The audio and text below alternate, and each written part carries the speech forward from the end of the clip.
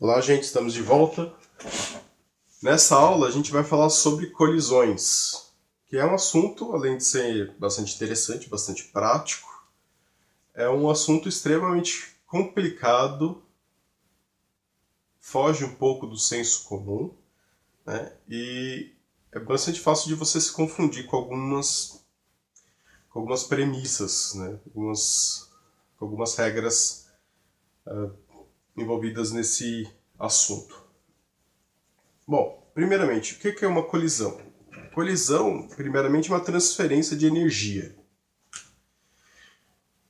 E como ela acontece, essa transferência de energia ela pode acontecer de várias maneiras e ela depende de vários fatores, então a gente tem que considerar alguns casos específicos. Então a gente começa normalmente com dois objetos que vão se chocar.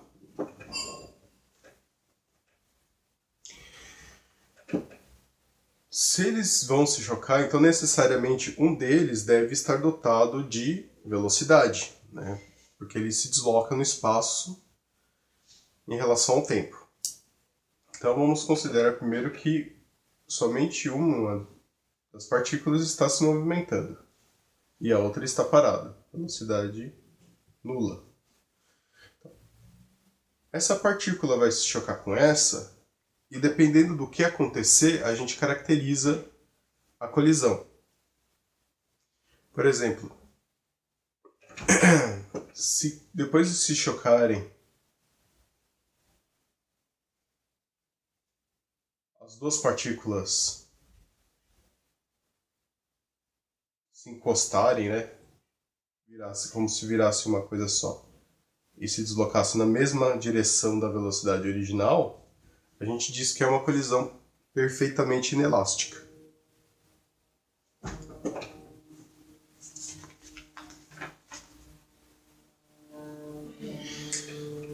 Se por acaso, depois do choque, a partícula inicial ela ficasse parada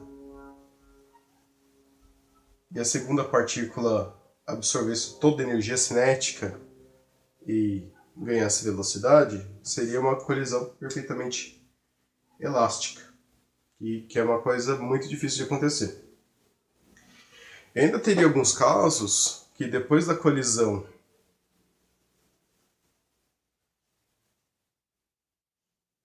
a partícula inicial ela teria sua velocidade, o sentido da velocidade invertido, e a segunda partícula ganharia uma velocidade na direção e sentido original da primeira partícula.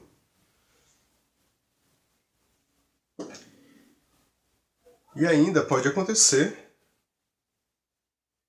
as duas partículas ganharem velocidade, né, terem velocidade após a colisão e se deslocarem na mesma direção e sentido. Então, esses são alguns dos casos que pode acontecer. Então, novamente, você tem o choque entre essas duas partículas. Um raiozinho. Tem um choque físico entre essas duas partículas. Então, pode acontecer o caso, na colisão, essas duas partículas ficarem juntas, né, ficarem grudadas e se deslocarem na mesma direção e sentido da velocidade original. Pode acontecer a segunda partícula absorver toda a energia da primeira, a primeira ficar parada, né, perder toda a energia cinética dela. A gente já vai explicar o que é energia cinética.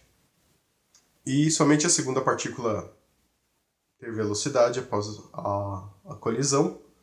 Pode acontecer, e após a colisão, a primeira partícula ter o sentido da sua velocidade invertido e a segunda partícula se deslocar no sentido original, né, da velocidade original. Ou ainda a gente pode ter o caso de, após a colisão, as duas partículas se deslocarem na mesma direção e sentido, mas com velocidades diferentes. A velocidade dessa partícula 1 vai ser diferente da velocidade da partícula 2. Esses são alguns dos casos. e muitas vezes eles são trabalhados de maneira bem diferente, principalmente considerando que a velocidade, por ser uma grandeza vetorial, você tem que ficar preocupado com o sinal dela. Legal? Mas uma coisa que normalmente é mantida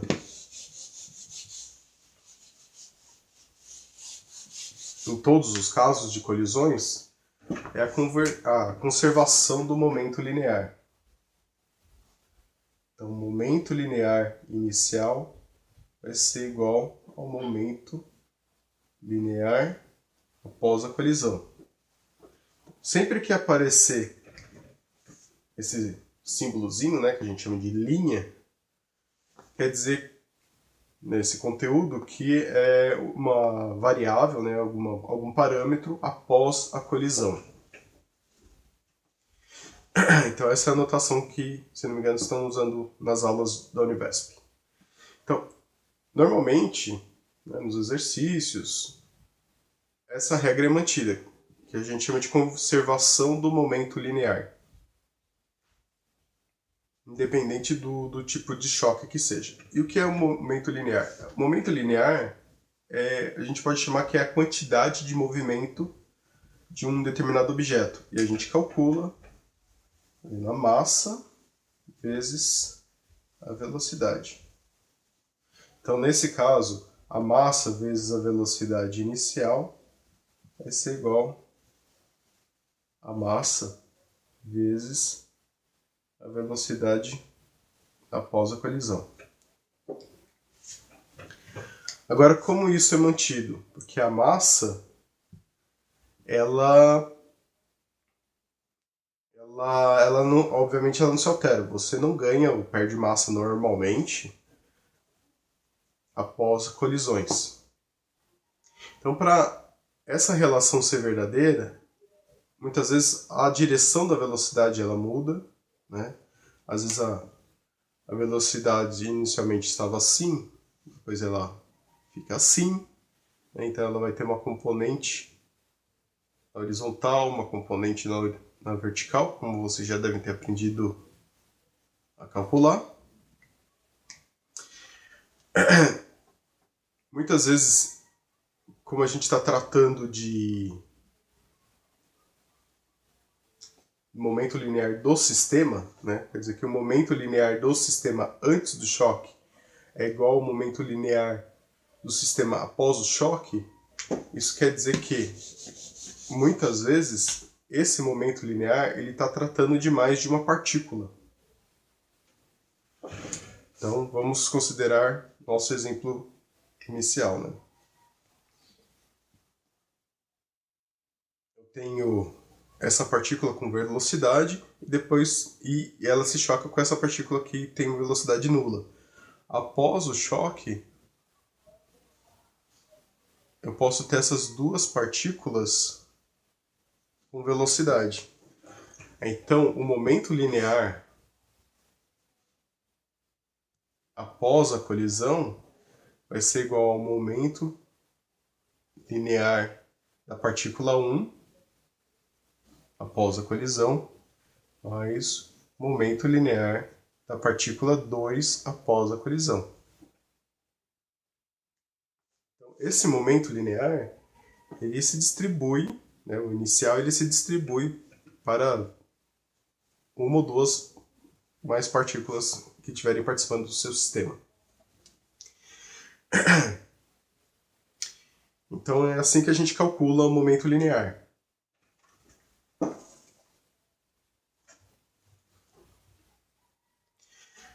Bom, uma outra coisa interessante é com relação ao centro de massa que a gente viu no vídeo anterior. A gente tinha aprendido centro de massa para várias e várias partículas, né? Quantas partículas tiverem no nosso sistema, a gente consegue calcular sem muitos problemas. Quando a gente tem somente duas partículas,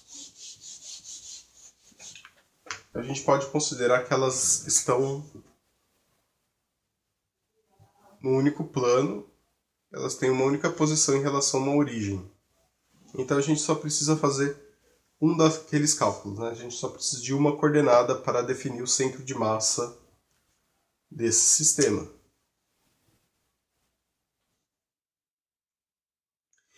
E por que isso é interessante?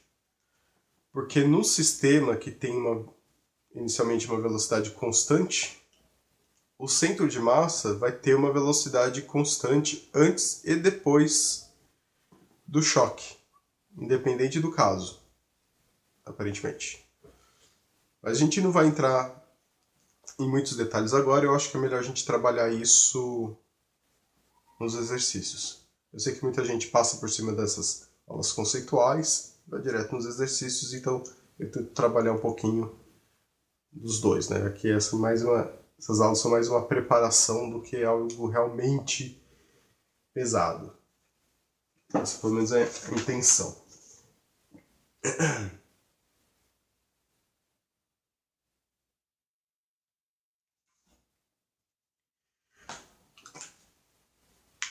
Bom, agora que a gente falou de momento linear, acho que a gente está preparado para falar de energia cinética. Energia cinética, acho que é a primeira vez que vocês trabalham com isso esse semestre, ela é calculada através dessa fórmula. Aliás, sinceramente, eu não lembro se a gente já viu isso antes. Eu digo nesse bimestre. Então, essa é como a gente calcula a energia cinética de um objeto qualquer. Ele tem uma massa, ele tem uma velocidade, logo ele tem energia cinética. Então, a energia cinética é a energia associada ao movimento de uma partícula que tem a massa. Vocês podem perceber que é uma fórmula razoavelmente próxima do momento linear. A diferença é que o momento linear ele é uma grandeza vetorial, por isso essa setinha em cima dele. A energia cinética não é uma grandeza vetorial. Então, a questão de direção e sentido no momento linear é extremamente importante. Quando você vai vai calcular o momento linear de um sistema, você tem que considerar para onde as partículas estão indo. Por exemplo, se eu tiver o caso de uma colisão, onde cada uma das partículas foi para um lado após a colisão, então o momento linear vai ser igual a massa da partícula 1 vezes a velocidade da partícula 1 mais a massa da partícula 2 vezes a velocidade da partícula 2. Se eu adotei um determinado referencial aqui, por exemplo, essa é a minha origem, quer dizer que a velocidade dessa partícula é negativa.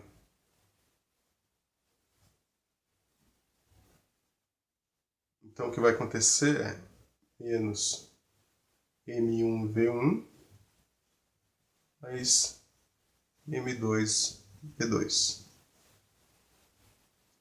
É isso que vai acontecer na prática.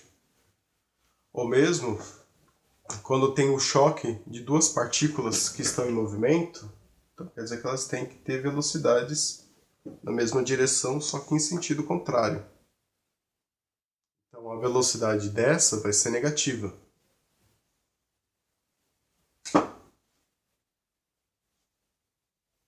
Então, para o cálculo do momento linear, você admitir uma velocidade negativa faz toda a diferença. A gente pode ter o caso que o momento linear do sistema é igual a zero antes e, consequentemente, ele terá que ser zero depois do choque, depois da colisão. Por quê? Porque eu posso ter duas partículas com mesma massa, com mesma velocidade, indo em direção contrária, quer dizer que a somatória, né, do momento linear vai ser igual a zero. Então, após o choque, para garantir, né, a lei de conservação de energia, o momento linear também vai ter que ser igual a zero. Então vai ter que ter algum tipo de interação, ou vai haver alguma interação, E essa interação vai acontecer de maneira que essa lei seja obedecida. Já a energia cinética, não acontece isso.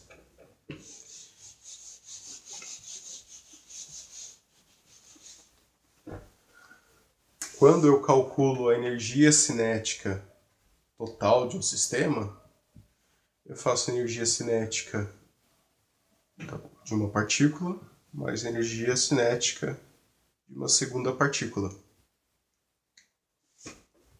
Como a velocidade está elevada ao quadrado, mesmo que a velocidade seja negativa em relação a algum referencial, ela vai se tornar positiva. Então não faz sentido, quando a gente está falando de energia cinética, falar a direção, o sentido dela, porque ela não é uma grandeza vetorial. Então quando a gente vai somar, calcular a energia cinética total do sistema, a gente simplesmente calcula as energias cinéticas individuais e faz uma soma normal, sem se preocupar com o sinal.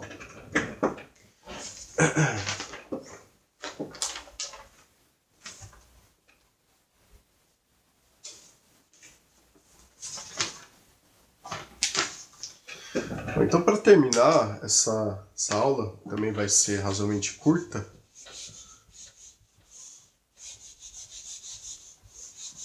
Falar um pouquinho mais de momento linear, que é um conceito, acho que mais difícil, talvez mais novo para vocês. Então, se eu tiver o caso de uma partícula indo nessa direção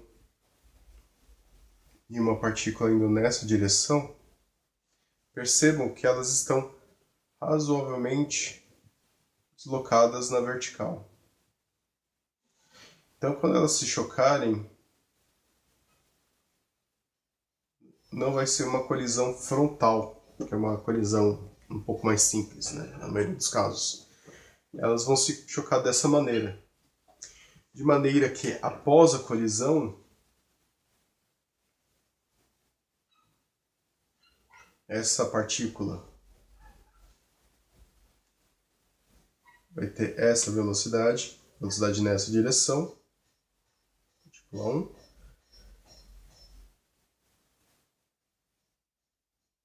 E a partícula 2 vai ter mais ou menos essa direção. Percebam que nos choques, né, nas colisões anteriores, eu tinha uma colisão frontal. Então, se a velocidade era alterada, só era alterada o sentido, né, e o módulo da velocidade, mas não a direção. Então, novamente, uma colisão frontal. Se essa partícula estava indo nessa direção e essa partícula estava indo nessa direção, o máximo que pode acontecer é cada partícula ter uma velocidade de sinal trocado.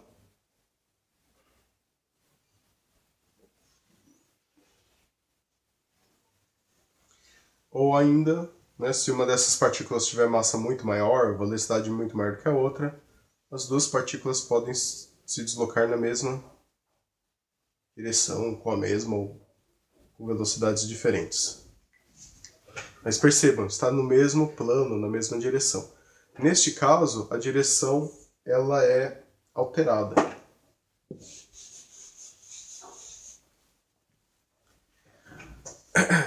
Só que aquela questão da conservação do momento linear, ela tem que ser mantida.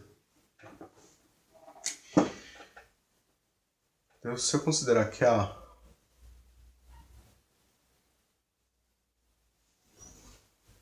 somatória do momento linear inicial é igual à somatória do momento linear, quando o momento linear total depois da colisão, quer dizer que eu tenho que decompor essas velocidades, né, em velocidade x e velocidade y, de maneira a garantir que teve essa conservação. Então, se, por exemplo, um exercício pedir para vocês calcularem a velocidade final, dando alguns parâmetros, ou qual é o ângulo de choque, aliás, o ângulo de ejeção após a colisão, vocês têm que ter isso em mente. Vocês precisam calcular os vetores de velocidade, as componentes dos vetores de velocidade após a colisão, de maneira a chegar ao módulo, né, saber como se comportou. Tá legal? Isso aqui a gente vai ver nos exercícios também.